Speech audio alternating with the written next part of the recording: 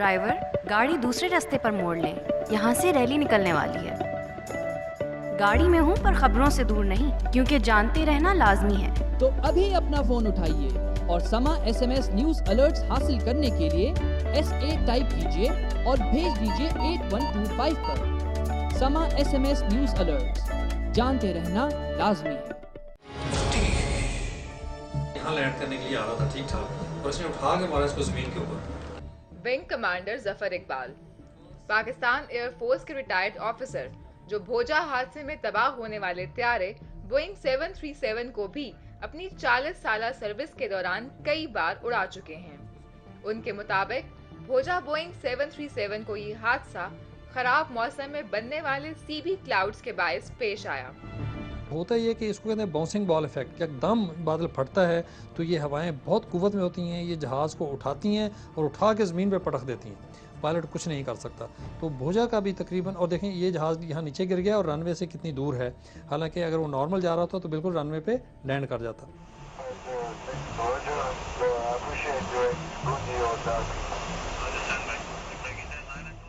आम जबान में CB क्लाउड्स बारिश और तेज हवा वाले वो बादल होते हैं जिनमें हवा का प्रेशर 100 मील फी घंटे की रफ्तार तक जा सकता है।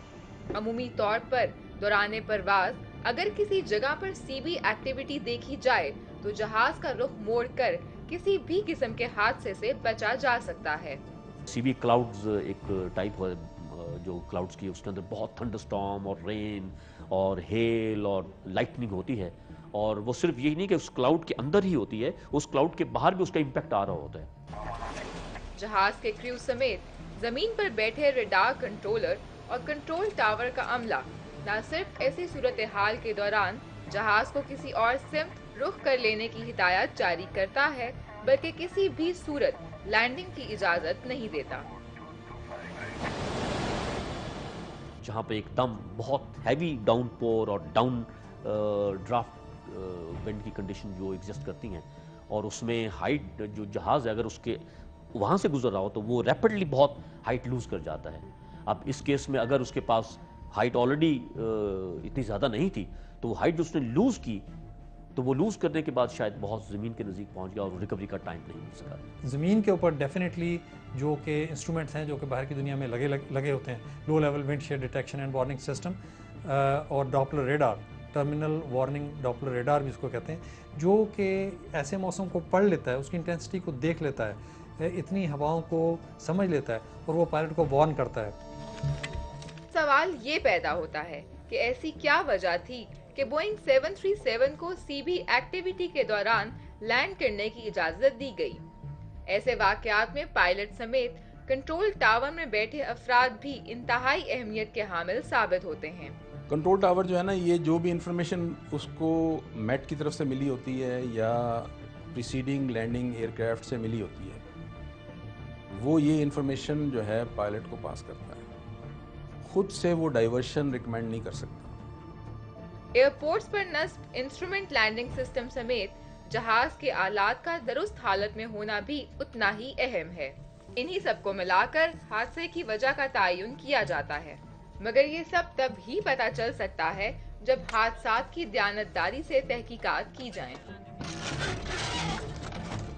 ये जो विंड शीयर वाली है मेजर करने की, मैंने आपको बताया कि जहाज में भी नहीं है, ये जहाज में भी नहीं थी जो इक्विपमेंट चाहिए, और ज़मीन पर भी नहीं था, जो कि ज़्यादा फ़ज़ाई सफ़र जितना ज़्यादा और जितना पैसा उसमें इक्विपमेंट होता है ज़्यादा महंगा नहीं होता। ट्रुथ जो है ये सबसे पहले कैजुअलिटी ट्रुथ कभी इन चीज़ों में मैंने नहीं देखा जी आज तक सामने आते हुए। इंक्वायरी होती हैं, लोगों को बता दिया जाता है और फाइलें भर ली जाती हैं, दैट्स ऑल। भोजा एयर हादसे की बात हो तो एक दूसरी बात भी काबिल जिक्र है, वो ये कि बोइंग 737 के क्रैश से चंद मिनट कबल और बाद में भी रावलपिंडी एयरपोर्ट पर लैंडिंग का अमल जारी रहा।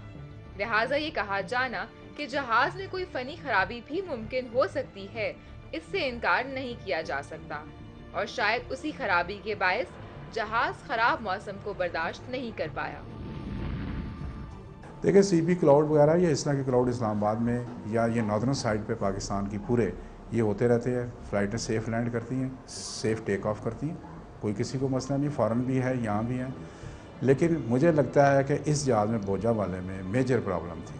جائے حادثہ کی مکمل چھان بین اور معائنہ کرنے والے ماہر سول ایوییشن کا ماننا ہے کہ تباہ ہونے والے بھوجا طیارے کے پائلٹ نے جب یہ محسوس کیا کہ یہ طیارہ اب کسی بھی صورت ان کے کنٹرول میں نہیں رہا تو انہوں نے اس کو لینڈ کرنے کی بھی کوشش کی، مگر زمینی سطح کے ناہموار ہونے کے باعث طیارہ زمین سے ٹکرانے کے بعد ایک بار پھر سے ہوا میں بلند ہوا اور ایک دھماکے سے ہزاروں ٹکڑوں میں بکھر گیا.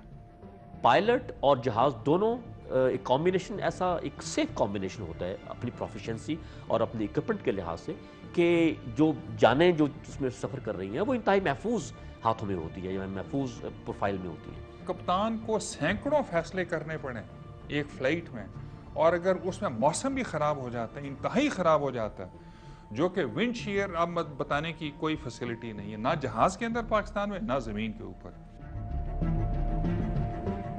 اس طیارے کے پائلٹ نور اللہ آفریدی کوہاٹ کے ایک قصبے سے تعلق رکھتے تھے اور ایئر فورس کے ایک ایسے ریٹائرڈ پائلٹ تھے جو اپنی زندگی میں کریش لینڈنگ سمیت میٹرس لینڈنگ کا تجربہ بھی رکھتے تھے. کمرشل ایئر لائن میں وہ کافی اسٹرانگ پائلٹ تھے، کافی سب جتنے بھی یہ پائلٹس ہیں آپ کسی سے بھی پوچھ سکتے ہیں، ان کا اپنا سٹانس، ان کا اپنا ڈیسیژن میکنگ بہت اسٹرانگ تھا.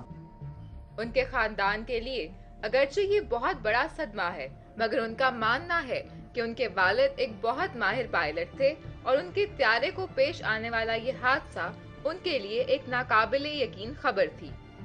ہم سب کے لیے ایک سمجھ لے محور تھے، ہم انہی کے گرد تھے. اور میں نے آپ کو بتانا ہے مطلب یہ ایک ایسا واقعہ ہے کہ اس کا ایکسیپٹ کرنا ہمارے لیے بہت مشکل تھا انیشلی، ابھی تک ایکسیپٹ نہیں ہوتا. میرے لیے تو ایسا ہے جیسے مطلب میری روح نکال دی گئی ہے مجھ سے. شام کا وقت تھا، پہلے نوالا کھا رہا تھا تو بیٹے نے فون کر دیا کہ اس طرح واقعہ ہوا، یقین نہیں آ رہا تھا مجھے. نور اللہ آفریدی جہاں ایک تجربے کار پائلٹ تھے، وہیں ان کے گھر والوں کے مطابق وہ اپنے ساتھی دوستوں کے لیے بہت مددگار اور معاون ثابت ہوتے تھے. حادثے کے ایک دن بعد ان کے ایک بیٹے کی شادی تھی، مگر اس خبر نے ان کے روشنیوں بھرے گھر میں اندھیرے بکھیر دیے. بڑے بھائی کی شادی ہوئی تو پھر وہ بھی مطلب شادی کے فوراً بعد ہی وہ پھر امریکہ چلی گئی. تو اب مجھے کہہ رہے تھے کہ اب اس بیٹی کو میں کہیں نہیں جانے دوں گا تم سے. بوئنگ 737 سال 1993 میں شروع ہونے والی ایک ایسی نجی کمپنی کا طیارہ تھا جو سال 2001 میں سول ایوییشن اتھارٹی کے قرضے تلے دب کر بینک کرپٹ ہو چکی تھی.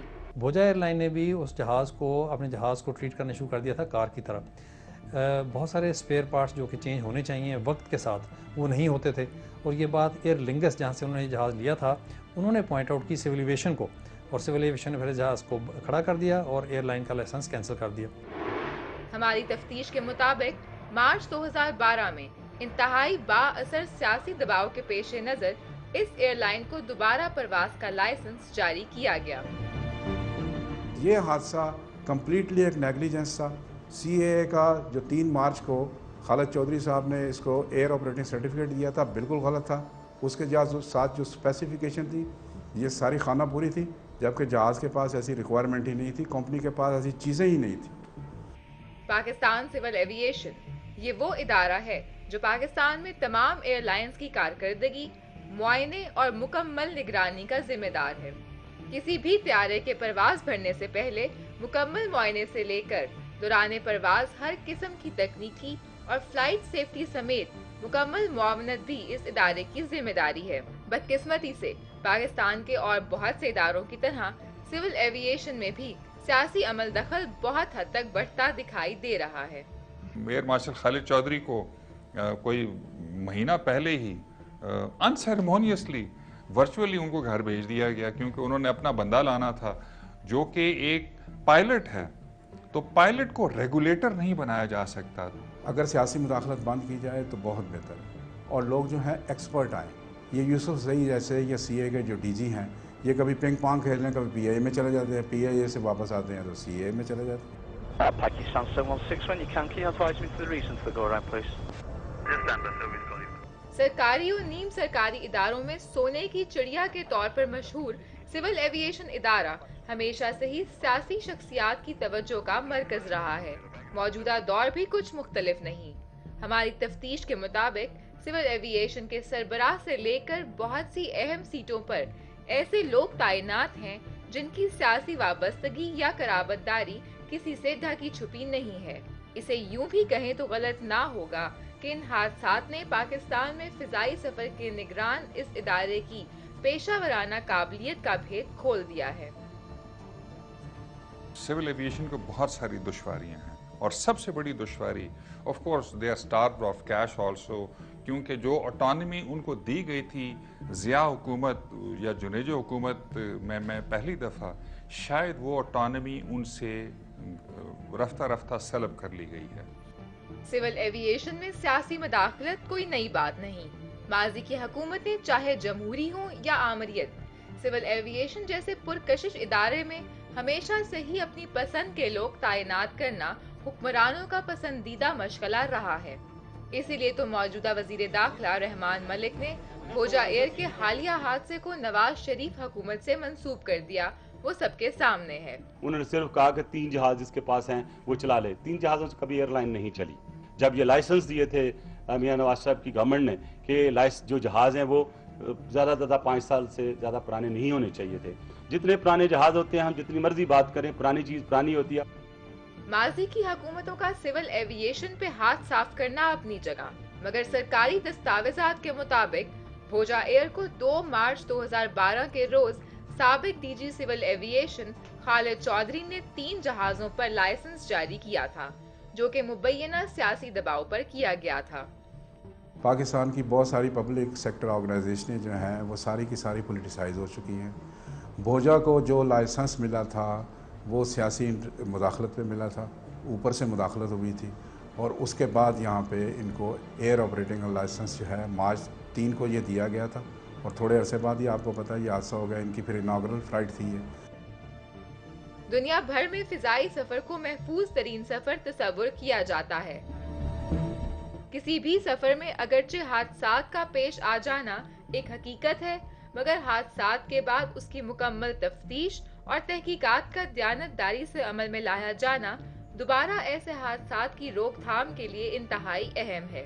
حالیہ فضائی حادثات کی بات کریں تو ایک ایسا خاندان بھی موجود ہے جن کے عزیز دونوں حادثات میں موجود تھے. بھوجا سے پہلے ایئر بلو حادثے کی اگرچہ تحقیقات تو کروائی گئی ہیں، مگر وہ کتنی مستند ہیں؟ ایئر بلو کیسے اور کیوں حادثے کا شکار ہوئی؟ کیا ایسی تحقیقات کے ذریعے ممکنہ حادثات کو روکا جا سکتا ہے؟ ہم اپنی تحقیقات کو انہی خطوط پر آگے بڑھائیں گے، مگر پہلے اس تفتیشی فلائٹ میں آپ کی ریفریشمنٹ کے لیے کچھ اشتہارات موجود ہیں.